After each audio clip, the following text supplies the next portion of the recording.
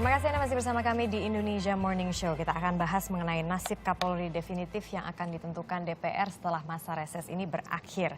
Di sini sudah kami hadirkan Masinton Pasaribu, merupakan politisi PDI Perjuangan, dan juga Miko Susanto Ginting, peneliti Pusat Studi Hukum dan Kebijakan. Selamat pagi Bapak-Bapak. Selamat pagi. Pak Masinton, pada tanggal 18 itu kan Presiden Joko Widodo sudah memutuskan, sudah batal ya Budi Gunawan nggak jadi Kapolri gitu. Dan pada saat itu Anda mengatakan bahwa ini kami masih mempertanyakan lah keputusan Presiden ini kenapa gitu. Akhirnya BG ini nggak jadi.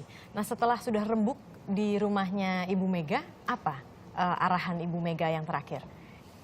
Jadi begini, pada saat pengumuman itu kan setelah penutupan reses DPR RI. Nah kita belum tahu apa isi surat Presiden. Jadi belum terima apa ya? Alasan-alasannya. Belum terima? Belum. DPR secara kelembagaan itu belum. Nah kemudian ini kan ada juga masa reses sampai tanggal 22 Maret nanti.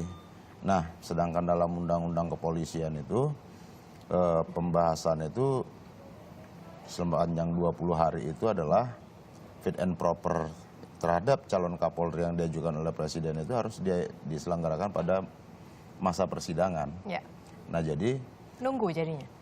Ya ini kita menunggu sampai selesai reses nanti. Nah ini kan sikap PDI Perjuangan dengan Pak Jokowi kan, Pak Jokowi kader PDI Perjuangan. Jadi PDI Perjuangan itu tetap mendukung apapun langkah keputusan dari Presiden. Gitu. Nah jadi dalam hal ini nggak ada masalah buat kita. Itu arahan terakhir Ibu Mega, sekarang dukung penuh gitu ya. Kalau dengan masalah BG ini apakah masih tetap kecewa karena BG tidak dilantik, apa sudah lupakan saja ini masalah? Ya ini bukan urusan kecewa atau enggak. Kalau dalam konteks BG kan gini, Presiden sudah mengajukan nama ke DPR RI. Ya, oleh DPR RI di Komisi Hadi. Hukum, di Komisi 3 dilakukan fit and proper test. Oh ini pas masa BG ya? Okay. Iya kan itu. Jadi kalau mau ditanyakan puas atau tidak puas, ya itu keputusan Presiden yang harus kita hormati. Berarti sekarang dukung penuh. Berarti nanti kita sudah bisa memprediksi dong Pak Masinton. Kira-kira nanti kalau misalnya Pak BH itu Jangan seakan-akan gini Mbak. Dibikin, wah kemarin nggak dukung penuh, sekarang dukung penuh. Apapun keputusan Pak Presiden, selalu PDI Perjuangan mendukung.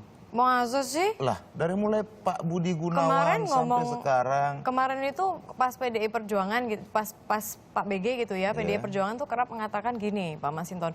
Iya, kami dukung, ini hak prerogatif Presiden, tapi selalu kayak ada tapinya gitu loh, Pak Masinton. Iya enggak, karena kan tapi itu karena ada proses yang sudah disetujui oleh DPR, terus kemudian ada putusan pra-peradilan yang membatalkan status tersangka Pak Budi Gunawan. Nah, kita kan harus mengikuti aturan-aturannya. Pun kalau jika Presiden mengajukan calon pengganti lain, seharusnya kan dicari dulu norma hukumnya itu apa, umpamanya dibuat perpu atau apa. Karena yang kemarin itu kan tinggal Presiden menjalankan kewajibannya untuk melantik. Oke, baik. Nanti kita akan lanjut. Mas Miko, bagaimana Anda melihat keputusan Presiden yang terakhir? Jadi ya sudah gitu, BG nggak jadi. Terus kan ada beberapa keputusan lain yang sudah dia keluarkan gitu. Apa tanggapan Anda? Iya, persoalannya kan akar masalah dan akar penyelesaiannya kan sebenarnya bukan sebatas melantik atau tidak melantik Budi Gunawan gitu. Karena kalau sebatas melantik atau tidak melantik Budi Gunawan, maka jauh-jauh hari Presiden sebenarnya sudah bisa melakukan itu sebelum konflik ini atau kekisruhan ini meluas gitu ya. Nah, terus terang kita kelompok masyarakat sipil kecewa betul dengan keputusan Presiden ini gitu ya. Karena dalam satu sisi ada yang membahasakan seperti ini, melegakan tapi tidak menggembirakan. Melegakan tapi tidak menggembirakan. Iya, karena pelantikan BG tidak dilaksanakan, tapi kriminalisasi terhadap KPK sepatah kata pun Presiden tidak mengeluarkan statement apapun gitu ya terkait dengan itu. Gitu. Harapan kita sebenarnya pembatalan Budi Gunawan, kemudian proses penghentian kriminalisasi terhadap KPK. Gitu. Yang saya maksud dengan kriminalisasi ini adalah ketika misalnya awalnya kan Pak Bambang Wijayanto ditetapkan sebagai tersangka, kemudian ditangkap sewenang-wenang menurut laporan Komnas HAM. Lalu Pak Bambang Sama juga ditetapkan sebagai tersangka. Kemudian ada dua komisioner yang dilaporkan kepada kepolisian. Lalu 21 penyidik juga terancam menjadi tersangka gitu. Jadi menurut saya memang persoalan besarnya hari ini tidak sebatas melantik atau tidak melantik Budi Gunawan, tapi bagaimana menghentikan proses kriminalisasi di KPK gitu. Jadi sebetulnya langkah presiden yang harus diambil seperti apa, Mas Miko? Menurut saya ada satu hal yang bisa dicoba gitu ya. Pertama dengan menerbitkan Kepres tim independen gitu. Sehingga tim independen bisa diperluas cakupan kewenangannya menjadi tim investigasi dan pencarian fakta. Sehingga kan ada konflik gini, kira-kira kan persepsi kepolisian adalah Pak Budi Gunawan juga dikriminalisasi. Kemudian KPK juga menganggap bahwa dia dikriminalisasi begitu kan. Sehingga harus ada pihak independen yang kemudian memastikan proper tidak penegakan hukum ini. Betul tidak penegakan hukum ini memang dilakukan sebatas penegakan hukum gitu, tidak untuk tujuan lain misalnya. Nah, itu menurut saya ada cara yang harus yang semestinya bisa diambil oleh presiden. Kalau gitu. sekarang sudah terlambat belum kalau misalnya presiden mau mengambil langkah itu? Saya rasa belum terlambat ya. Saya rasa belum terlambat karena prosesnya kan juga masih berlangsung. Novel Baswedan misalnya kan dipanggil ke Barreskrim hari ini gitu. Kemudian pemeriksaan Abraham Samad juga masih berlangsung. Nah, begitu juga dengan misalnya konteks pelantikan BG ya. Itu kan juga tidak menyelesaikan masalah karena satu calon yang diusulkan juga diduga ya juga terlibat dalam pusaran rekening gendut misalnya pada tahun 2010 gitu. Dan itu juga harus diperhatikan dengan cermat gitu.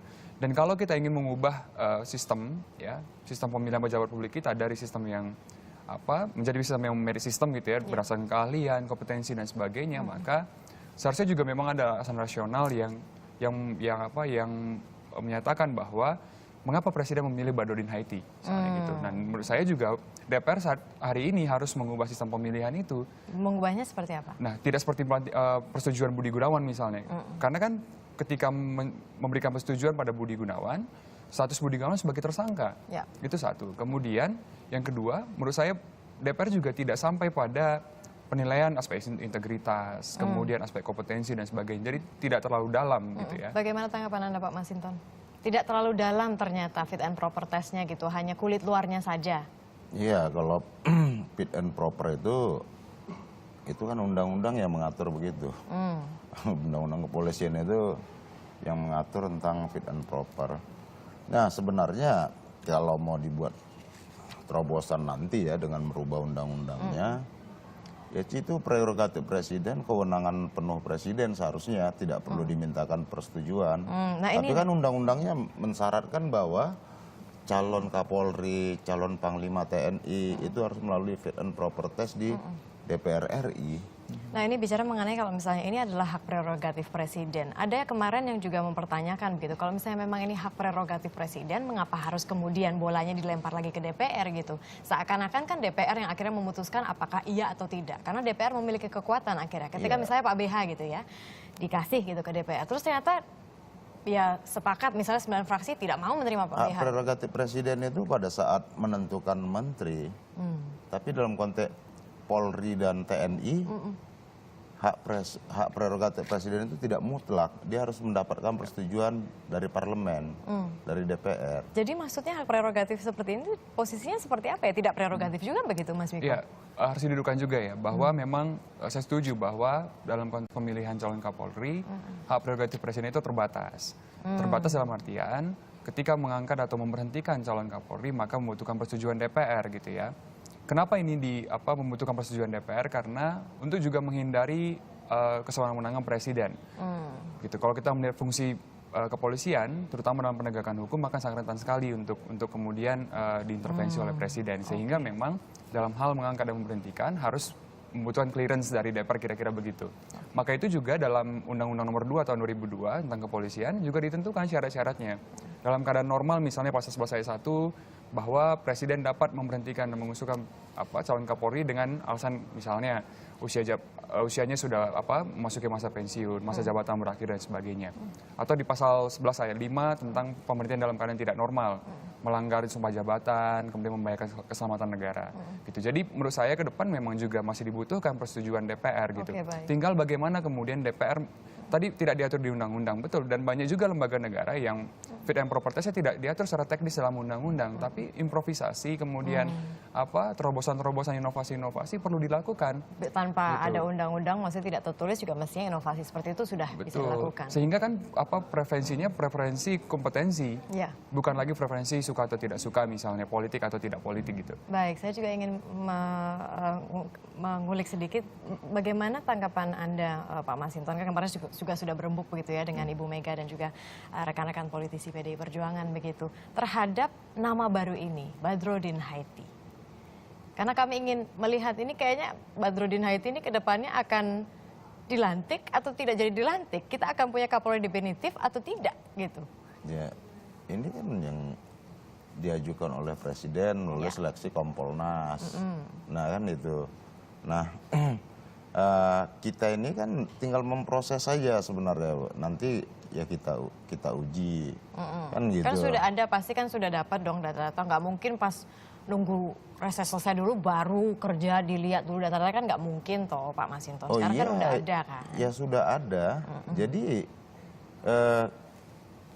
bagaimana sikap kami, nanti kan kami harus mengujinya dan kemudian kami juga masih menunggu penjelasan dari surat Pak Presiden mengenai kenapa tidak dilantiknya Pak Budi Gunawan, terus alasan penggantian Pak Budi Gunawan dan mengajukan Pak Itu belum ada sama sekali. Belum ada, jadi kan kita Tapi kan Pak menunggu ada surat. Jokowi itu kan diusung oleh PDI Perjuangan. Bukan. Dan komunikasi dengan Ibu Mega kan sangat erat. Masa Iya, tidak ada ini kan perbincangan sama menyangkut sekali secara informal begitu? Kalau yang formal, saya kan nggak selalu mendengarkan pembicaraan informal beliau, tapi Kan berembuk sudah kemarin waktu tanggal 18 Februari. enggak, ini yang saya maksudkan ini adalah dalam konteks hubungan antara Presiden ke DPR. Surat dari Presiden kan juga belum kita terima, jadi alasan-alasannya juga belum kita terima, sehingga kita belum bisa kasih komentar karena kita belum bisa membaca alasan. Kalau dengan alasan kemarin itu demi meredam sengkarut antara KPK dan Polri, apa tanggapan DPR tentang itu? Apa langkah berikutnya dari DPR? Kalau alasannya salah satunya seperti itu, meredam sengkarut KPK dan Polri. Ya ada kaitan, saya rasa persoalan apa ya. Tapi kalau menginikan antara KPK dan Polri, kan kemarin Presiden menegaskan ya agar ada tidak saling ego dan menciptakan harmonisasi gitu ya antar lembaga. Tapi langkah berikutnya dari DPR, iya. Kalau misalnya langkah berikutnya dari DPR, apakah alasan itu cukup kuat untuk mengganti Budi Gunawan dengan Badrodin Haiti? Secara hukum begitu, apakah itu cukup kuat? Nggak bisa berandai-andai saya. Alasan KPK dan Polri. Jadi seakan-akan perseteruan itu diciptakan oleh Pak Budi Gunawan. Saya nggak mungkin juga, saya rasa gitu ya. Nah jadi saya rasa bukan itulah alasannya. Karena juga kita nggak bisa mereka-reka itu. Ya bahwa antara perseteruan antara KPK dan Polri harus dihentikan, ya nggak bisa. Harus ada kebanggaan masing-masing sebagai penegak hukum. Nggak bisa saling mengkriminalisasi, nggak bisa saling memunculkan ego, itu sepakat gitu. Baik, kalau misalnya alasannya, saya juga ingin ini, Mas Miko, mengenai alasan Presiden Jokowi yaitu meredam sengkarut antara KPK dan Polri. Apakah ini nanti ketika nanti dipentalkan lagi ke DPR, apa yang akan terjadi? Apakah itu alasan yang cukup kuat untuk ya udah kita lantik aja Badrodin Haiti? Betul, satu alasan itu. Kemudian yang kedua kan alasan kepercayaan publik ya. Karena kalau Budi Gunawan tetap dipaksakan gitu, meskipun pra-peradilannya sudah dikabulkan misalnya ya, tetap tidak mengurangi ketidakpercayaan publik pada Budi Gunawan gitu. Dan institusi kepolisian ini kan institusi penegak hukum. Salah satu pilar yang paling harus dijaga oleh penegak hukum itu adalah kepercayaan gitu. Itu yang pertama. Tapi kalau kita melihat dalam konteks undang-undang, dalam Undang-Undang Nomor 2 Tahun 2002 itu kan ada 3 kemungkinan. Satu, DPR memberikan persetujuan. Kemudian DPR tidak memberikan persetujuan, lalu kemudian yang ketiga tidak memberikan jawaban. Kalau tidak memberikan jawaban dalam waktu 20 hari sejak usul Presiden diterima, maka DPR dianggap menyetujui. Badrodin Haiti. Gitu ya. Nah, bagaimana kemudian kalau DPR terus-terusan menolak calon yang disuruh oleh DPR? Nah, Presiden. Nah, Presiden bisa menggunakan Undang-Undang Nomor 30 Tahun 2014 tentang administrasi pemerintahan. Salah satunya adalah kewenangan Presiden penggunaan diskresi presiden itu menunjuk pejabat definitif dengan alasan adanya sanksi pemerintahan gitu. Setelah berapa kali ditolak misalnya? Menurut saya tergantung subjektif presiden karena itu diskresi ya. Jadi ada ruang tafsir oleh presiden kira-kira ini akan ditolak terus sementara institusi kepolisian perlu dipimpin oleh seorang Kapolri definitif, maka dia bisa saja menunjuk dengan kekuasaan diskresinya menurut Undang-Undang Nomor 30 tahun 2014 itu. Itu gitu. dibolehkan ya? Betul. Dan tidak melanggar undang-undang. tapi kan tetap saja legitimasinya, legalitas Kapolri yang ditunjuk berdasarkan kekuasaan diskresi itu juga akan dipertanyakan terus-terusan oleh DPR gitu. Sehingga kalau saya mendorong sebenarnya Kalau dipertanyakan terus-terusan implikasinya apa terhadap presiden nanti? lebih kepada institusi kepolisiannya sebenarnya. Karena bisa dibayangkan ketika DPR terus-terusan meminta rapat dengar pendapat misalnya, Yes. rapat kerja dengan kepolisian. Betul. Dan kemudian pernah juga misalnya ada dalam sejarah ketika Jaksa Agung beserta Jaksa Agung Muda dan sebagainya terjadi perseteruan antara DPR dengan Jaksa Agung itu Yes. pernah terjadi gitu. Dan menurut saya lebih mendorong ketika DPR memang tidak kemudian menolak terus-terusan, tapi lebih kepada mengubah sistem pemilihan di DPR-nya, gitu, lebih kepada merit system dan sebagainya gitu. Karena kalau ditolak terus-terusan tanpa alasan yang jelas, maka citra DPR sendiri yang juga akan tergerus, gitu, tidak hanya presiden. Di mata gitu. publik begitu ya. Betul. Singkat saja Pak Masinton, akan ditolak terus? Yang kali ini Pak Badrodin Haiti akan ditolak atau seperti apa? Pasti kan sudah ada konsolidasi dengan KIH juga begitu, dengan KMP juga kan kemarin 9 fraksi udah setuju tuh waktu Budi Gunawan. Ya ini Ditolak atau tidak ditolak? saya nggak tahu keputusan partai-partai lainnya karena ini kan bukan. Kalau PDI Perjuangan gimana? Kalau PDI Perjuangan, Pak BH ini? ya ini kan yang diputuskan oleh Pak Presiden, kan itu. Jadi ikut aja, berarti nggak ditolak ya? Ya sikap PDI Perjuangan kan juga di satu sisi menjalankan menghargai keputusan Presiden, terus kemudian di sisi lain juga partai-partai lain kita belum tahu sikapnya karena Oke. mereka juga memberikan Masih lobby-lobby persetujuan gitu ya? atas Budi Gunawan kemarin. Nah, mereka kan pasti menanyakan itu. Nah ini pada masa reses ini kita belum tahu perkembangan Oke. dinamika di parlemennya. Pasti Akan yang jelas berembuk. teman-teman itu mungkin pasti menanyakan, kan gitu ya. Berarti step berikutnya akan menanyakan kepada Presiden kenapa BG nggak jadi dilantik. Itu dulu ya tahap awalnya, kemudian baru nanti setelah mendengarkan Presiden, putusan berikutnya dari DPR rembuk lagi gitu ya. Ya. Oke baik, terima kasih banyak Pak Masinton dan juga Mas Miko atas bincang-bincangnya. Kita tentunya masih menunggu tampaknya kalau misalnya dari Mas Masinton tadi harus menunggu masa reses berakhir karena masa sidang dari DPR akan berlanjut lagi di tanggal 23 Maret. Terima kasih Bapak-Bapak.